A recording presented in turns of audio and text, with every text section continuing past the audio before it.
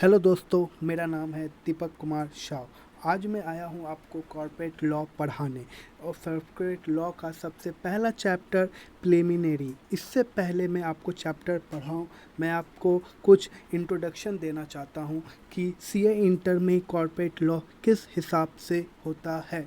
तो सबसे पहला ये कि ये 3 घंटे का पेपर होता है। उसमें जो 100 मार्क्स का होता है, सबसे पहले होता है कंपनी लॉ जो 60 मार्क्स का होता है। आप देख सकते हैं यहाँ पे उसमें 10 चैप्टर्स होते हैं। प्रिलिमिनरी में इसमें क्या होगा, आपको डेफिनेशन दिए गए होंगे रकम रकम के। और उसके बाद आता है incorporation of company and matter incidental there to.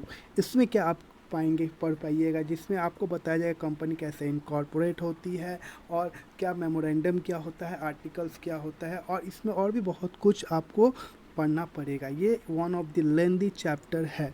तो उसके बाद तीसरे में आता है प्रोस्पेक्टस एंड अलॉटमेंट। उसके बाद आता है प्रोस्पेक्टस में क्या होता है, जैसे कि आपको अगर कंपनी शेयर इशू करना चाहती है तो उसके पहले उनको प्रोस्पेक्टस इशू करना पड़ता है।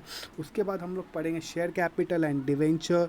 तो शेयर कैपिटल आप जानते ही होंगे, जैसे कि कंपनी शेयर इशू करती है, डिवेंचर इशू करती है।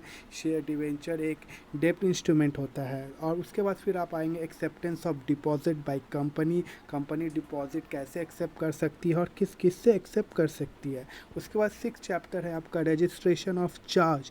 रजिस्ट्रेशन ऑफ चार्जेस में आप क्या देखिएगा, जब कंपनी कभी लोन लेती है तो उनको अपना एसेट को चार्ज मतलब गिरवी रखना पड़ता है। उसके बाद मैनेजमेंट एंड एडमिनिस्ट्रेशन, जिसमें कंपनी में क्या क्या मैनेजमेंट है, क्या एडमिनिस्ट्रेशन, मतलब रिटर्न कब फाइल करेंगे, क्वारम क्या होता है, मिनिमम मेंबर कितना चाहिए एनुअल जनरल मीटिंग करने के लिए, सब इसमें पढ़ाया जाएगा। उसके बाद declaration and payment of dividend, company कितना डिक्लेरेशन दे सकती है और वो पैसा कहाँ से दे सकती है, वो हम इस चैप्टर में पढ़ेंगे। और अकाउंट्स ऑफ कंपनी के फाइनेंशियल स्टेटमेंट में क्या क्या आता है, और बहुत सारा इसमें कुछ पढ़ने को है। उसके बाद हम लोग पढ़ेंगे ऑडिट एंड ऑडिटर। इसमें आप मतलब सोच लीजिए कि मज़ा आ जाएगा। ऑडिट एंड ऑडिटर मतलब जैसे आप सोचिएगा कि मतलब ऑडिट क्या होता है, और ऑडिटर हम लोग जो सीए बन रहे किस लिए बन रहे, ऑडिट करने के लिए। तो वही ऑडिट क्या होता है और ऑडिटर कैसे चुना जाता है, क्या क्या क्वालिफ़िकेशन, डिस्क्वालिफ़िकेशन, और बहुत कुछ आपको इसमें पढ़ने को मिलेगा। मतलब समझ लीजिए मज़ा आ जाएगा।